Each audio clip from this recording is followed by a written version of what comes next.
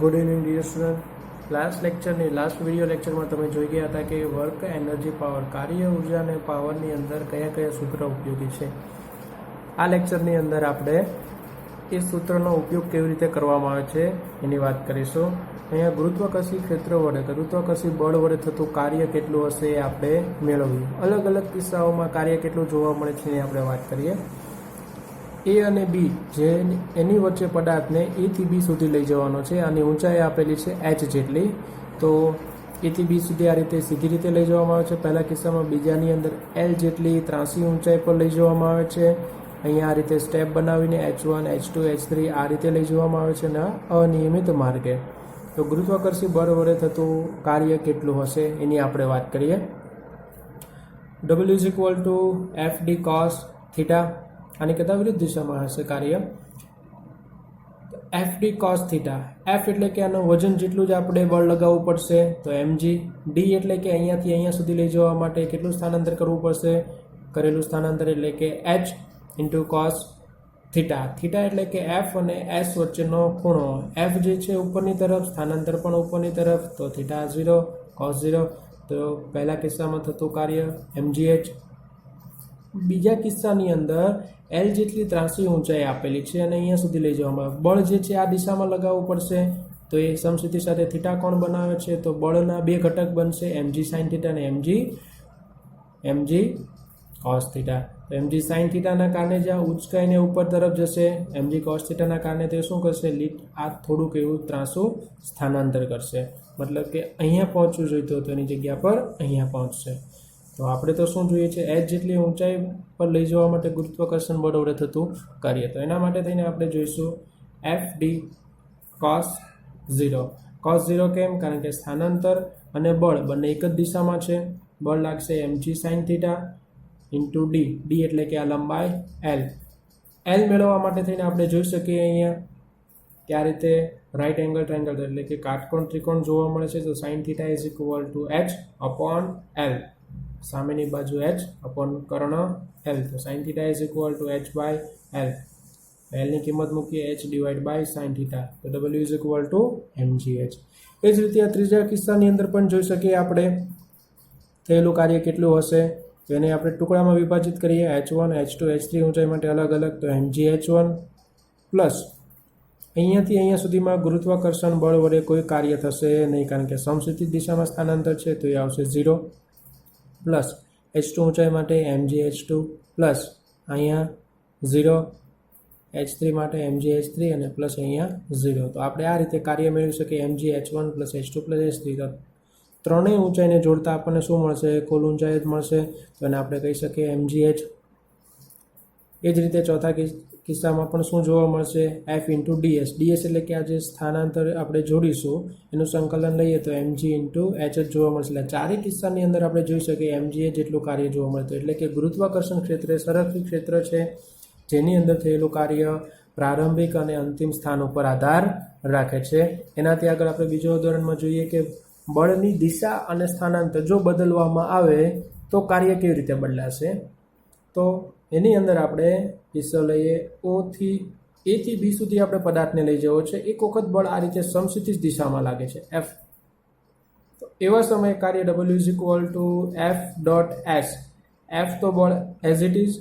S જે છે S સ્થાનાંતર જે કરશે આ દિશામાં જ પદાર્થનું સ્થાનાંતર થઈ અને ક્યાં પહોંચશે, B સુધી પહોંચે. અને એ દરમિયાન કાપેલું અંતર કેટલું હશે, R જેટલું. તો W = F × R.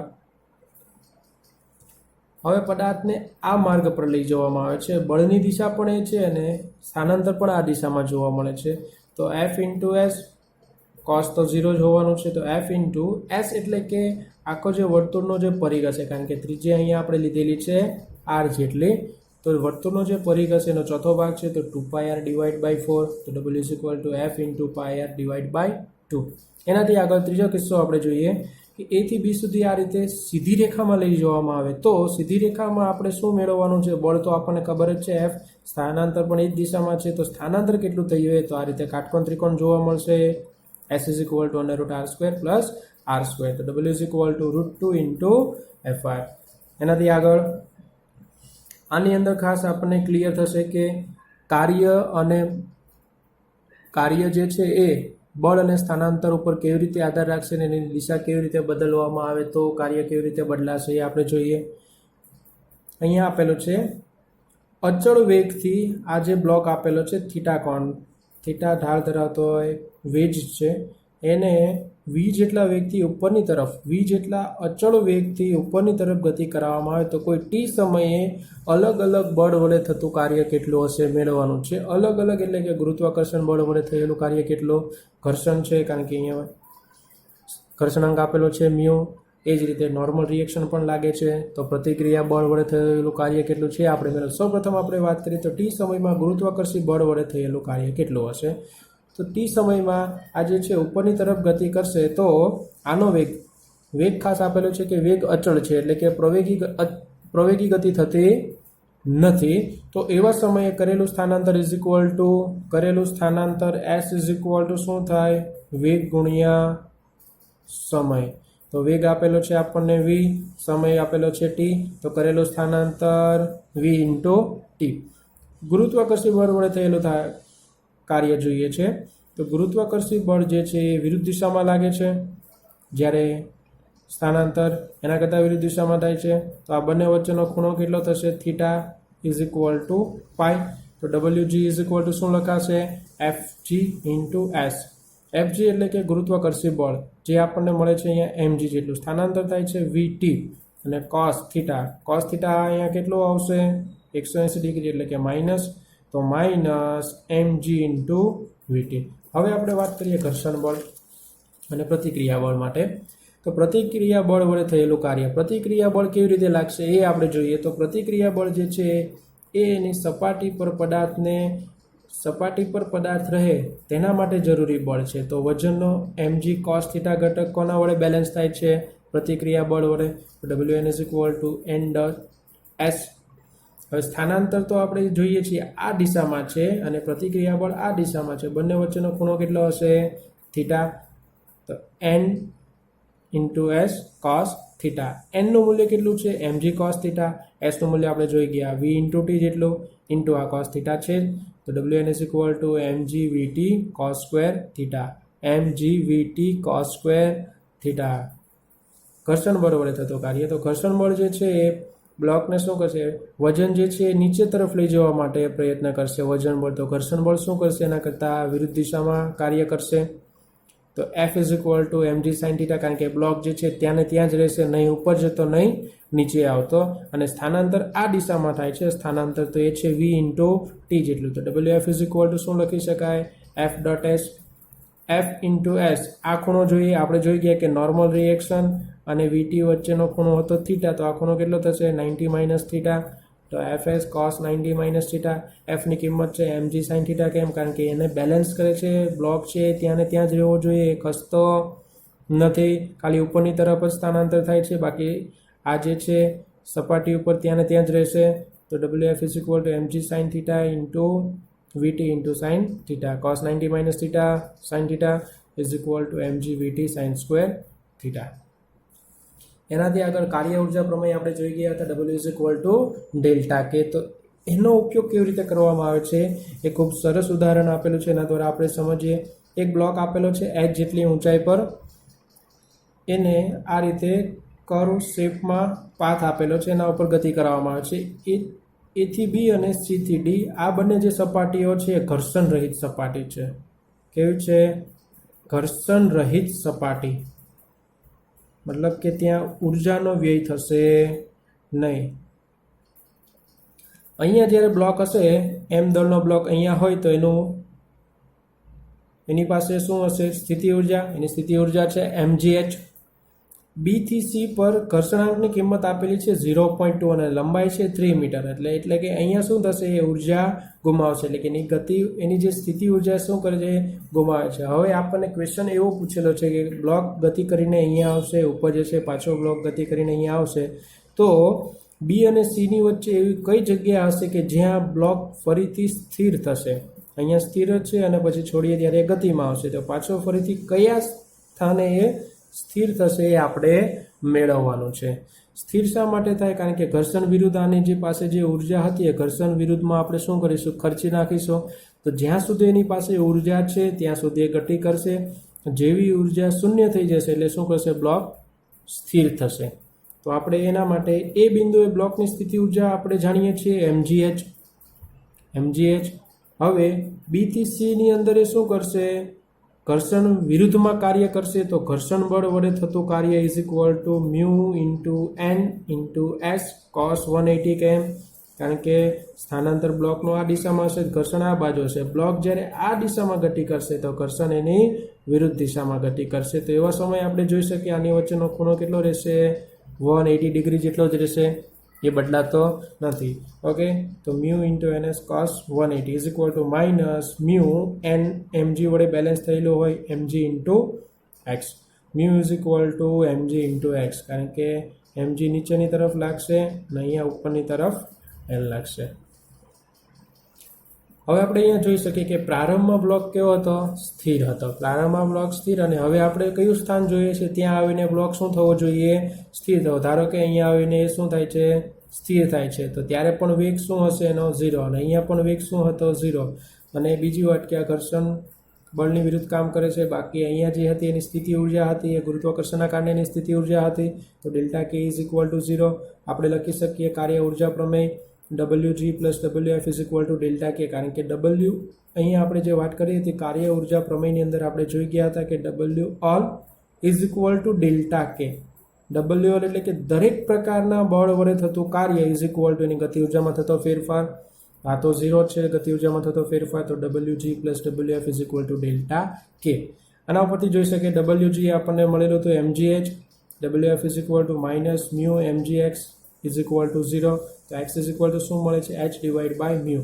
h આપણને અહીંયા આપેલું છે 1.5 મીટર, મ્યુ આપેલું છે 0.2. તો કેલ્ક્યુલેશન કરતાં આપણને મળશે x is equal to 7.5 metre. હવે આપણે જોઈશું કે બી થી સી સુધીમાં તો અંતર કેટલું છે? 3 મીટર જ છે. તો હવે બ્લોક 7.5 મીટર અંતર કેવી રીતે કાપશે? સિમ્પલ, અહીંયાથી બ્લોક નીચે આવશે, બ્લોક આ બાજુ ઉપર જશે. તો પહેલી વખતે અંતર કાપશે 3 મીટર, જેની અંદર એને ઉર્જા પોતાની પાસે હતી એની કરતાં ખર્ચાશે. એટલે છેક અહીંયા સુધી પહોંચવાની જગ્યા પર અહીંયાથી રિટર્ન આવશે. રિટર્ન આવીને પાછો શું કરશે? 3 મીટર જેટલું અંતર કાપે ત્યારે પોતાની ઉર્જા ખર્ચે અને ક્યાં પહોંચશે? અહીંયા સુધી જ પહોંચે. અને લાસ્ટમાં ધારો કે આપણે માની લઈએ કે આ બિંદુ પર આવે એને આપણે નામ આપીએ ઈ. એ બિંદુ પર આવીને શું થાય છે? સ્થિર થાય છે. તો બી થી ઈ સુધીનું અંતર કેટલું હશે? આપણે મેળવી શકીએ કે 3 મીટર આ બાજુ, 3 મીટર અહીંયા. તો બાકી કેટલું રહ્યું? કારણ કે 7.5 મીટર અંતર કાપી શકે એટલી જ ઉર્જા છે એની પાસે. તો 1.5. તો બી થી ઈ સુધીનું સ્થાન કેટલું હશે? 1.5 મીટર. તો આ જગ્યા પર આવી અને શું કરશે? બ્લોક સ્થિર થશે. કાર્ય ઉર્જા પ્રમેયનો આ ઉપયોગ છે. ખ્યાલ આવી ગયો વિદ્યાર્થી મિત્રો? હજુ ફરીથી આપણે જોઈએ કાર્ય ઉર્જા પ્રમેયનો જ ઉપયોગ કેવી રીતે કરીશું. એક હેમિસ્ફેરિકલ સરફેસ આપેલી છે, હેમિસ્ફેરિક અર્ધગોળાકાર સરફેસ આપેલી છે, જેના આ ઉચ્ચતમ બિંદુએ m દળનો પદાર્થ રાખેલો છે અને વિરુદ્ધ દિશામાં એટલે કે ડાબી તરફ આપણે એ જેટલા અચળ પ્રવૃત્તિ એની ગતિ કરવામાં આવે તો આ પદાર્થ પર આભાસી બળ લાગશે અને આભાસી બળની અસર હેઠળ પદાર્થ શું કરશે? આ રીતે ગતિ કરીને નીચે આવશે. તો આપણને અહીંયા પૂછેલું છે કે આનો વેગ કેટલો હશે? થીટા સ્વરૂપે આપણે વેગ મેળવવાનો છે. થીટા સ્વરૂપે શું મેળવવાનું છે? વેગ. તો અહીંયા આપણે જોઈ શકીએ કે આના ઉપર કેટલા પ્રકારના બળ લાગશે. તો એ બળની વાત કરીએ તો આ રીતે સ્યુડો ફોર્સ એટલે કે આભાસી બળ. આ છે આભાસી બળ. તો આભાસી બળના કારણે પદાર્થ જે છે અહીંયાથી અહીંયા સુધી પહોંચે એટલે કે આ દિશામાં એટલે કે એક્સ અક્ષની દિશામાં લાગે છે તો એ શું કરશે? એક્સ જેટલું સ્થાનાંતર કરશે. હવે બીજું ગુરુત્વાકર્ષણ બળ. તો ગુરુત્વાકર્ષણ બળના કારણે શું કરે? આટલો પદાર્થ નીચે આવશે, જે આપણે વાય લઈએ. એક્સ જેટલું આ દિશામાં અંતર કાપશે. કોના કારણે? આભાસી બળના કારણે. વાય જેટલું નીચે આવશે. કોના કારણે? ગુરુત્વાકર્ષણ બળના કારણે. હવે ત્રીજું બાકી રહી ગયું નોર્મલ રિએક્શન. તો નોર્મલ રિએક્શનના કારણે પદાર્થ જે છે આ રીતે ઉપર નીચે થતો નથી કે આ જે હેમિસ્ફેરિકલ સરફેસ આપેલી છે એની અંદર ઘૂસી જાય છે નહીં, અથવા તો સરફેસથી દૂર થઈ જાય છે નહીં. મતલબ કે એના વડે કોઈ કાર્ય થતું નથી. માત્ર બે જ વસ્તુ જે છે, બે જ બળ જે છે શું કરે છે? કાર્ય કરે છે. અને કાર્ય ઉર્જા પ્રમેય પરથી આપણે મેળવી શકીએ પ્રારંભમાં તો એ સ્થિર છે, અહીંયા પહોંચે ત્યારે એનો વેગ ધારો કે આપણે v ધારી લઈએ. તો પહેલાં આપણે આભાસી બળ વડે થતું કાર્ય અને ગુરુત્વાકર્ષણ બળ વડે થતું કાર્ય મેળવવું પડશે. તો આભાસી બળ વડે થતું કાર્ય તો એ જેટલો પ્રવેગ આ બાજુ લાગશે તેની કરતાં એક્ઝેક્ટ વિરુદ્ધ દિશામાં શું લાગશે? આભાસી બળ એટલા જ પ્રવેગ સાથે લાગશે અને એને પોતાનું જેટલું દળ હોય તે. તો WPS is equal two FPS into x, M into A into x. અને એ જ રીતે ગુરુત્વાકર્ષણ બળ વડે થતું કાર્ય જેટલું સ્થાનાંતર થાય ઇન્ટુ વજન બળ, WG is equal to mg into y. કાર્ય ઉર્જા પ્રમેય પરથી આપણે જોઈ શકીએ WG plus WPS is equal to delta k. Delta k is equal to 1/2 mv² minus 0, કારણ પ્રારંભમાં અહીંયા વેગ 0 હતો, અહીંયા વેગ આપણે v ધારી લઈએ છીએ. અહીંયા વેગ 0 હતો, અહીંયા વેગ આપણે v ધારી લઈએ છીએ. તો એ ગણતરી કરીએ તો આપણને મળશે. બીજી એક વસ્તુ ખાસ, એક્સની કિંમત છે, આ તો આર જ હોવાનો. તો આ જે એક્સની કિંમત કેટલી આવશે? આ થીટા છે તો આ ઘટક થશે આર સાઇન થીટા. તો આપણે એવું કહી શકીએ કે x is equal to r sine theta. હવે મારે શું જોઈએ છે? વાય જોઈએ છે. તો વાય માટે થઈને મારે શું કરવું પડશે? આટલું જ અંતર જોઈએ છે. કુલ અંતર કેટલું થાય? એ આર. તો વાય ઇઝ ઇક્વલ ટુ શું થશે? આર માઇનસ આ જે આર આપણને શું છે? આર જેટલું જ હોવાનું, એનો આ ઘટક એટલે કે આર કોસ થીટા. તો minus r cos theta is equal to r into 1 minus cos theta. તો વાય ઇઝ ઇક્વલ ટુ શું થશે? R into 1 minus cos theta. એ કિંમત અહીંયા રાખી દઈએ તો એના પરથી આપણને વેગ મળી જશે. ખ્યાલ આવી ગયો? હવે આપણે વાત કરીએ સ્થિતિ ઉર્જાની ગણતરીની. સ્થિતિ ઉર્જા જે છે, આપણે ધારો કે બિંદુવત પદાર્થ લઈએ. બિંદુવત એટલે કે શું? બિંદુવત એટલે કે જે નહિવત દળ ધરાવતો હોય એવો જે પદાર્થ જે છે એના માટે સ્થિતિ ઉર્જા લઈશું તો ઊંચાઈમાં થતો ફેરફાર જ આવશે, એટલે કે U is equal two mgh. પરંતુ ધારો કે સળિયો આપેલો હોય, આ રીતે સળિયો આપેલો છે. અહીંયા ધારો કે આપણે સ્થિતિ ઉર્જા 0 લઈએ છીએ, L લંબાઈ આપેલી છે, નિયમિત દળ વિતરણ ધરાવતો સળિયો આપેલો છે. તો આ બિંદુએ એટલે કે L જેટલી ઊંચાઈ પર એની સ્થિતિ ઉર્જા કેટલી હશે? તો આપણે જનરલી એવું વિચારીએ કે U is equal to mg into L. પરંતુ અહીંયા જે દળ છે નિયમિત રીતે વિતરાયેલો હોવાથી mg ઇન્ટુ L લઈ શકાય નહીં. કેવી રીતે આપણે સમજીએ. ધારો કે અહીંયાથી y જેટલી ઊંચાઈ પર dy જેટલો સૂક્ષ્મ દળ ધરાવતો આપણે ખંડ લઈએ તો એનું દળ કેટલું થશે? dm ઇઝ ઇક્વલ ટુ, કારણ કે નિયમિત રીતે દળ વિતરણ હોવાથી m ડિવાઈડ બાય L, રેખીય દળ ઘનતા ઇન્ટુ લંબાઈ. રેખીય દળ ઘનતા ઇન્ટુ લંબાઈ. રેખીય દળ ઘનતા એટલે કે કુલ દળના છેદમાં લંબાઈ. તો આપણને દળ મળશે. તો du ઇઝ ઇક્વલ ટુ એ નાના સૂક્ષ્મ ખંડની સ્થિતિ ઉર્જા થશે m બાય L. કેટલી ઊંચાઈ પર છે? y જેટલી ઊંચાઈ પર, તો y ઇન્ટુ dy. કેમ? નાનો સૂક્ષ્મ ખંડ લીધો છે તો એના માટે આપણે U is equal two mgh સૂત્રનો ઉપયોગ કરી શકીએ. પણ આ રીતે વધારે દળ વિતરણ સરખી રીતે હોય તો એનો ઉપયોગ કરી શકાય નહીં. તો d is equal to m by L dy into y. U is equal to શું થશે? ઇન્ટિગ્રેશન 0 થી L, અહીંયાથી અહીંયા સુધીનું m by L y into dy. તો સૂત્ર જોઈ શકીએ mg divide by L into y square by 2 0 to L. y into ડીવાયનું ઇન્ટિગ્રેશન તો બધાને ખ્યાલ જ છે. ઘાત હોય એમાં એક ઘાત વધે ડિવાઈડ બાય નવી ઘાત. ઘાત હોય એમાં એક ઘાત વધે, નવી ઘાત છેદમાં 0 થી L. અપર લિમિટ, આ લોઅર લિમિટ. લિમિટ એપ્લાય કરતાં u is equal to mgl divide by 2. અને આ રીતે લખી શકાય mg ઇન્ટુ L બાય 2. અને સળિયા માટે L બાય 2 પર શું હોય? એનું સેન્ટર ઓફ માસ અથવા તો સેન્ટર ઓફ ગ્રેવિટી. એટલે કે હંમેશા પદાર્થનું દળ જે બિંદુએ કેન્દ્રિત થયેલું હોય એ જ બિંદુએથી આપણે એની સ્થિતિ ઉર્જા મેજર કરીશું. બિંદુવત પદાર્થ માટે શું આવે કે અહીંયાથી એ પદાર્થ અહીંયા પહોંચે તો અહીંયા હોય ત્યારે એનું દળ ત્યાં જશે કેન્દ્રિત થયેલું, અહીંયા પહોંચે ત્યારે એનું સમગ્ર દળ અહીંયા કેન્દ્રિત. જ્યારે આ રીતે મોટા પદાર્થો આપેલા હોય જેની લંબાઈ અને પહોળાઈ ને એવું હોય તો એવો સમયે એનું જે દ્રવ્યમાન કેન્દ્ર છે અહીંયા L બાય 2 જેટલા અંતર પર જોવા મળશે. એટલે એની સ્થિતિ ઉર્જા શું થાય છે? બદલાય છે. આને આપણે ફરીથી વધારે બીજા કોઈ એક્ઝામ્પલ દ્વારા અને સમજીએ કેવી રીતે એ બદલાય છે. તો આપણને ટેબલ ઉપર L લંબાઈની સાંકળ આપેલી છે જેની પણ દળ વિતરણ સમાન રીતે છે. એના L બાય n જેટલો છેડો જે છે એ એક બાજુ લટકે છે. L બાય n જેટલો છેડો લટકે છે. હવે આપણને એવું પૂછવામાં આવે છે કે ગુરુત્વાકર્ષણ બળ વડે થતું કાર્ય, અથવા તો આ જે સાંકળ જે છે એ નીચે આવી જશે, એકદમ નીચે, એટલે કે અહીંયા પહોંચે. આ સંજોગોમાં હોય કે ટેબલથી જસ્ટ નીચે પડવાની તૈયારીમાં હોય તો એવા સમયે આનો વેગ કેટલો છે એ આપણને પૂછેલો. શું પૂછેલો છે? જ્યારે સાંકળ એક્ઝેક્ટ અહીંયા પહોંચી જશે એ સમયે એનો વેગ કેટલો છે આપણે મેળવવાનો છે. તો એના માટે થઈને શું કરવું પડશે? એની ગતિ ઉર્જા અને સ્થિતિ ઉર્જા બે છે, બીજું તો કોઈ વસ્તુ છે નહીં. તો ગતિ ઉર્જા અને સ્થિતિ ઉર્જાની વાત કરીએ. અને આ સાંકળ નીચે શા માટે આવશે? તમે નીચે જઈને ખેંચો છો? નહીં. હું નીચે જઈને ખેંચું? નહીં. તો કોના કારણે લાગશે? ગુરુત્વાકર્ષણના કારણે. ને ગુરુત્વાકર્ષણ જે છે, ગુરુત્વાકર્ષી ક્ષેત્ર કેવું ક્ષેત્ર છે? સંરક્ષિત ક્ષેત્ર છે. તો delta u plus delta k is equal to 0, કારણ કે સંરક્ષણ ક્ષેત્રમાં કે plus you is equal two અચળ આવશે. તો એનો ફેરફાર શું થાય? અચળનો ફેરફાર 0. તો પ્રારંભિક સ્થિતિની અંદર જ્યારે L/n જેટલો છેડો લટકતો હોય ત્યારે એનું વજન શું આવશે? વજન જે છે આપણે જે અહીંયા જોઈ ગયા સ્થિતિ ઉર્જા mg L/2, mg into L/2. m એટલે કે શું? સંપૂર્ણ દળ લીધું હતું. અહીંયા તો L/n જેટલું જ દળ છે, L/n જેટલી લંબાઈ છે. તો એનું દળ કેટલું થશે? ધારો કે કુલ દળ આપણે m લઈએ ડિવાઈડ બાય L. ઓકે, તો બાય n છે તો દળ થશે m/n માં ભાગનું. તો દળ થઈ ગયું m ડિવાઈડ બાય n. આ જે છે દળ L/n લંબાઈનું. g into L, L divide by 2 હશે. જેટલી લંબાઈ હોય ડિવાઈડ બાય શું કરવાનું? 2. તો અહીંયા લંબાઈ કેટલી છે? L/n. તો એનું centre of mass, centre of gravity ક્યાં હશે? L ડિવાઈડ બાય 2n પર. તો આપણને શું મળશે? L divide by 2n. તો minus mgl divide by 2n square. ક્યારે? જ્યારે L/n જેટલો ભાગ જે છે લટકતો હશે ત્યારે સ્થિતિ ઉર્જા કેટલી છે? Minus mgl divide by twice n square. હવે જ્યારે સંપૂર્ણ અહીંયા પહોંચી જશે એટલે કે પૂરેપૂરી લંબાઈ આપણને મળી ગઈ.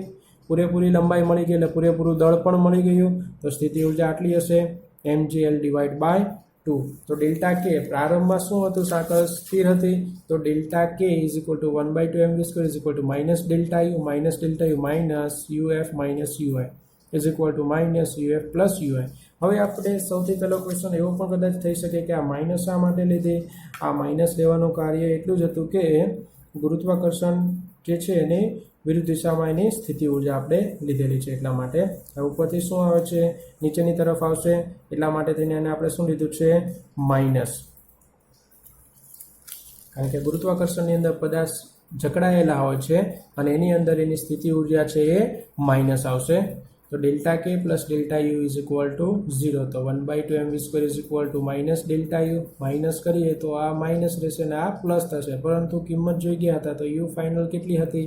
Minus mgl. તો એ પ્લસ થઈ ગયું mgl divide by 2 minus u initial પ્રારંભિક હતી એ minus mgl divide by 2n square. તો k is equal to half mv square is equal to mgl by 2 1 minus 1 upon n square. ઘણીવાર આપણને એવું પણ પૂછેલું હોય કે ધારો કે સાંકળનો ત્રીજો ભાગ જે છે એ લટકતો હોય 1/3. ઓકે, તો n ઇઝ ઇક્વલ ટુ શું આવશે? 3. તો એની એ સમયે એની ગતિ ઉર્જા કેટલી હશે? તો ડાયરેક્ટ આ સૂત્રનો ઉપયોગ કરી શકીએ mgl divide by 2 into 1 minus 1 upon n square. Okay, તો આને આપણે લખી શકીએ mgl divide by 2 1 minus 1 upon 3 square. 1 minus 1 upon 3 square કરશો એટલે કે m into g into l divide by 2 into 8/9. તો આ રીતે આપણે ગતિ ઉર્જા ડાયરેક્ટ મેળવી શકીએ. 2 ઇન્ટુ 4 તો આ આન્સર આવશે 4/9 mg ઇન્ટુ l. અને વેગ મેળવવો હોય તો m કટ કરીએ v is equal two under route g into l 1 minus 1 upon n square. g into l 1 minus 1 upon n square.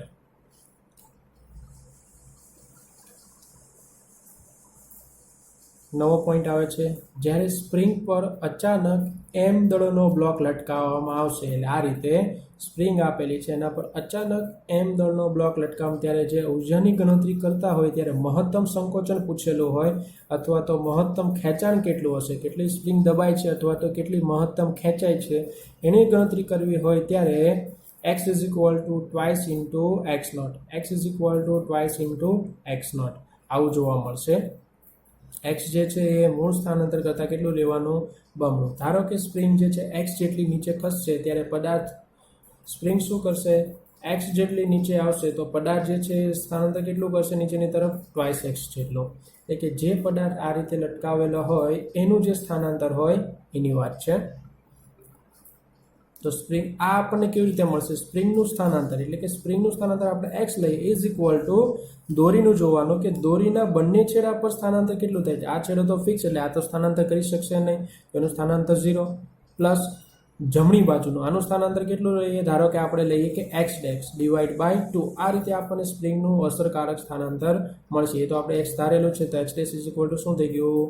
Y x. તો આનું જેટલું સ્થાનાંતર થાય છે એની કરતાં કેવું લેવામાં આવે છે? બમણું, જે આ એની સાબિતી છે. અહીં આપણે જોઈએ કેવી રીતે આપણે કેલ્ક્યુલેટ કરીશું. તો સ્પ્રિંગમાં સંગ્રહિત ઉર્જા જે છે, સ્પ્રિંગમાં સંગ્રહિત ઉર્જા 1/2 kx² થશે. સ્પ્રિંગમાં સંગ્રહિત ઉર્જા F spring you spring is equal to 1/2 kx². પદાર્થમાં સંગ્રહિત ઉર્જા એટલે કે એક્સ જેટલો શું આવે છે? નીચે આવશે. અહીંયા ધારો કે આપણે યુ ઇઝ ઇક્વલ ટુ 0 લઈએ, એનાથી નીચે આવશે તો કેટલી થશે? માઇનસ થશે. આપણે આગળના દાખલા પણ જોઈ ગયા, માઇનસ શા માટે લીધી હતી? તો માઇનસ અહીંયા લેવાનું કારણ એટલું હતું કે અહીંયા ઉપર રાખેલો છે ત્યાંથી પદાર્થ શું આવે છે? નીચે આવે છે. અહીંયા ધારો કે એની સ્થિતિ ઉર્જા આપણે 0 લઈએ, અહીંયા જો સ્થિતિ ઉર્જા 0 લઈએ તો નીચેની તરફની સ્થિતિ ઉર્જા શું આવશે? ઋણ જોવાની, તો ઉપરની તરફની સ્થિતિ ઉર્જા ધન હશે. હવે એવું લેવાનું કારણ એટલું છે કે ધારો કે અહીંયા આપણને કોઈ પ્રકારની સ્થિતિ ઉર્જા આપેલી નથી. કેમ? કારણ કે આ ઊંચાઈ કેટલી છે એના વિશે કોઈ માહિતી આપે નથી. આ ઊંચાઈ કેટલી છે, નહીંતર પછી શું કરવું પડે? અહીંયા જો આપણે સ્થિતિ ઉર્જા 0 લઈએ, અહીંયા સ્થિતિ ઉર્જા 0 લઈએ તો આ કેટલું નીચે આવે છે તો કેટલું ઉપર જાય છે તેના માટે ટેબલની ઊંચાઈ આપેલી હોવી જોઈએ. પણ એ આપેલી નથી તો આપણે સરળતા ખાતર અહીંયા આપણે 0 લઈ લઈએ. આપણે આપણી ઈચ્છા મુજબ જ્યાં 0 લેવું હોય સ્થિતિ ઉર્જા ત્યાં લઈ શકીએ. પછી એ ખાસ ધ્યાન રાખવાનું, એનાથી ઉપર જાય છે પદાર્થ કે નીચે આવે છે? ઉપર જાય તો સ્થિતિ ઉર્જા ધન થશે, નીચે આવશે તો સ્થિતિ ઉર્જા ઋણ થશે. એ જ રીતે અહીંયા પણ જોઈ શકીએ પદાર્થ જે છે પહેલાં જ્યાં હશે ત્યાંથી નીચે આવે છે એક્સ જેટલો, તો એ શું થશે? એની સ્થિતિ ઉર્જા ત્યાં આપણે 0 લીધી, એની કરતાં અહીંયા નીચે આવશે તો ઋણ લઈશું, તો માઇનસ m ઇન્ટુ જી બળ ઇન્ટુ સ્થાનાંતર. આપણે અહીંયા વાત કરી કે એક્સ ડેક્સ બ્લોકનું સ્થાનાંતર, આ જે પદાર્થ છે એનું સ્થાનાંતર કેટલું લઈશું? એનું ટ્વાઇસ ઇન્ટુ એક્સ જેટલું. તો એની સ્થિતિ ઉર્જા શું થશે? Minus mg twice x. કુલ ઉર્જાની વાત કરીએ delta u plus delta k is equal to 0. કેમ? કારણ કે આપણે જોઈએ છે કે એ મહત્તમ સંકોચન, સ્પ્રિંગનું મહત્તમ સંકોચન અથવા તો ખેંચાણની સ્થિતિ, મહત્તમ સંકોચન હોય તો એ સ્પ્રિંગ દબાઈ લેશે. પણ અહીંયા શું થશે? મહત્તમ ખેંચાણ. તો મહત્તમ ખેંચાણ કેટલું થશે એ આપણે જોઈએ છે. તો મહત્તમ ખેંચાણે પહોંચી જઈએ પછી પદાર્થ શું થઈ જાય?